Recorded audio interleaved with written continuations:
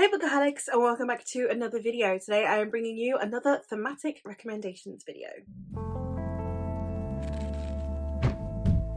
My thematic recommendations videos are ones that I have ongoing on my channel, and it is a series in which I give recommendations based on the themes of the books. So I have done several of these before. I've done political fantasy, I've done ones that focus on race or colorism, I have done ones that focus on religion, and this time we're going to be focusing on books that detail health and medicine. Now these are all speculative works. I only really recommend speculative works on this channel, so it's not going to be, you know, this is going to hurt by Adam Kay or the like. It is going to be speculative works that also tackle things like medicine or health in some way, shape or form. I am going to start with the ones that I have digitally because they are at risk of me forgetting them. So the first one I'm going to talk about is actually a novella, and that is Of Sorrow and Such. And this is the story of a witch. She is someone who literally just gets accused of witchcraft during the kind of witch trials era, and in it she is someone who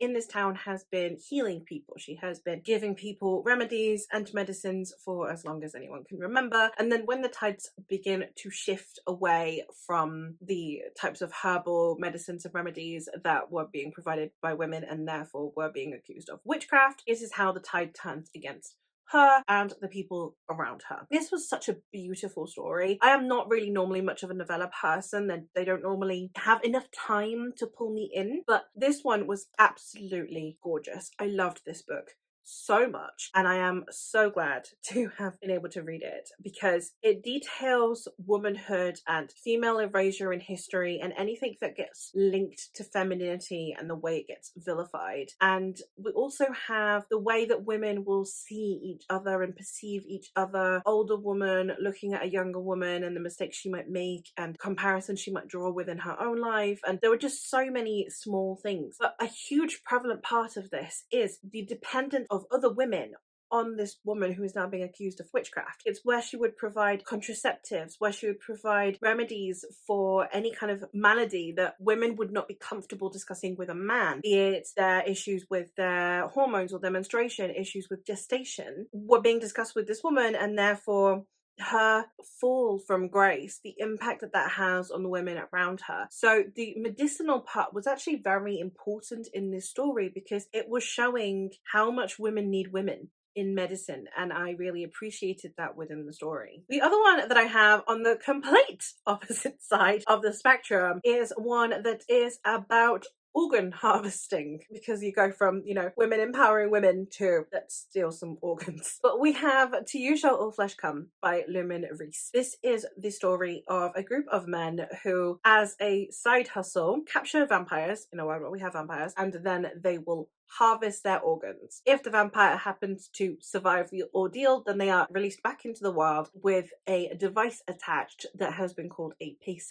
taker. It's basically a contraption that is attached to their heart, which includes a toothpick, which would count as a wooden stake. It also measures how much these vampires are consuming in human blood. If it surpasses a certain amount, i.e. the amount that would kill a person, they are instead killed themselves by the toothpick. So it's a horrible contraption. It's a horrible way to treat the vampires. Naturally, the vampires are preying on the humans, so it's kind of the moral dilemma that comes from that. And then they capture the attention of the authorities, and therefore it is how they are roped into a much larger scheme than they are really equipped for. I think that the discussions around medical morality around things like organ harvesting were discussed really well in this. I always love Lumen Reese's themes because she has a fantastic take on paranormal. It tends to be paranormal or fantastical tropes. She will do something really innovative with that, and then on top of it she will also be discussing something like medicine. I really appreciated that. She's also someone who clearly likes discussing medicine, because another book of hers that I would recommend, it's not the official one for the list, but there is also Modern Midwife by this author,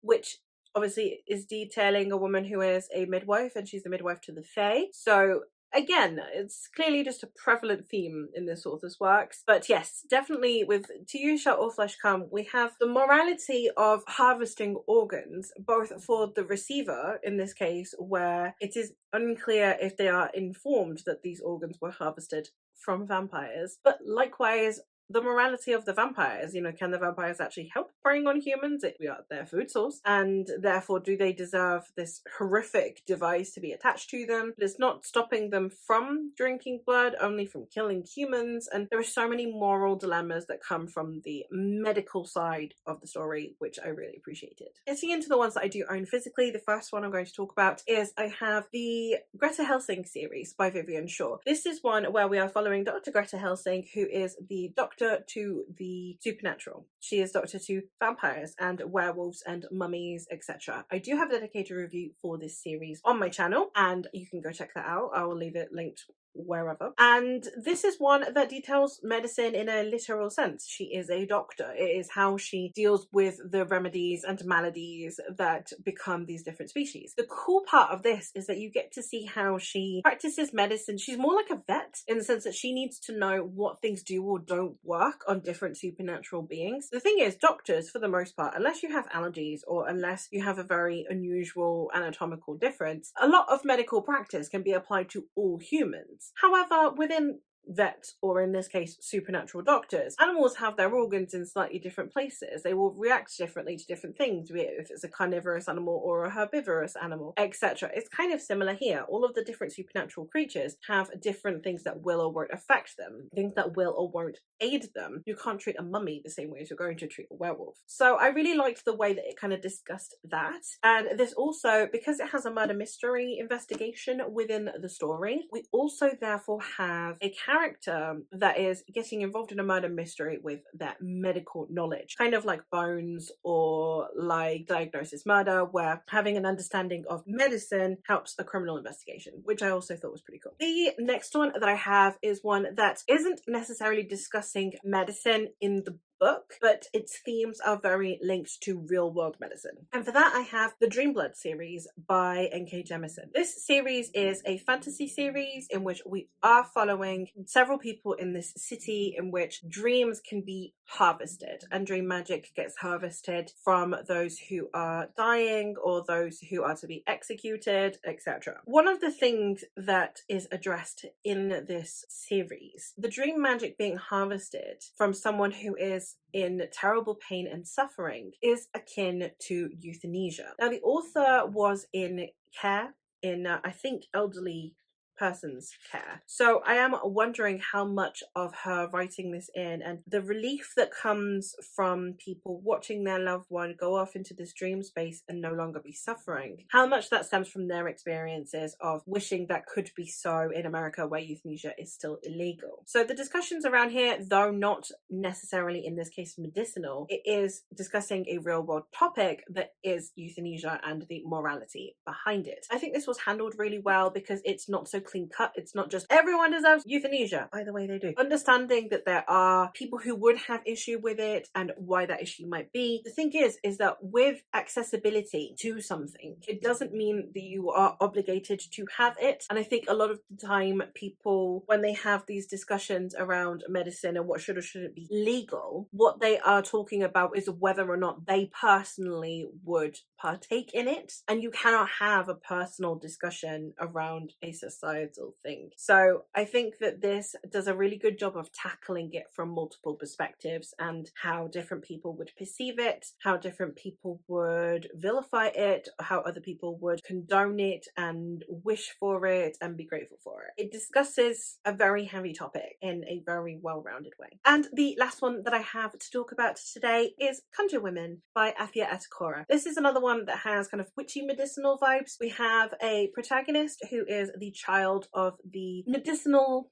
hoodoo woman on a slave plantation. She is who people go to when they're going to give birth, when they have any kind of maladies, when they need any kind of remedies, and she is training up our protagonist, her daughter, to take over when it is time. This is told in two timelines. It is told when our protagonist is a child on this slave plantation, and it is also told several years later when the plantation has been liberated by the North during the Civil War. It's how our protagonist goes from watching their mother be in this position, how they take over the position, how easily people will turn against you if you are in charge of something like helping give birth, helping with medicine. If something goes wrong, how it is inherently deemed your fault by the society. There are lots of discussions around medicine when it comes to blame and ethics, and when it comes to self-imposed pressure as well as the social pressure of those around you. If you are entrusted with helping a child come into the world in this time period, how much blame will society and you yourself put on yourself if something happens to either mother or child or both? How much blame would you put on yourself if you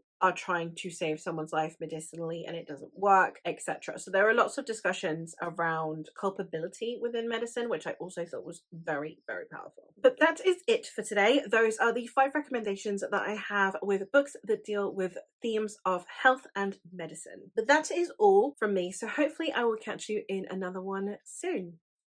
Bye!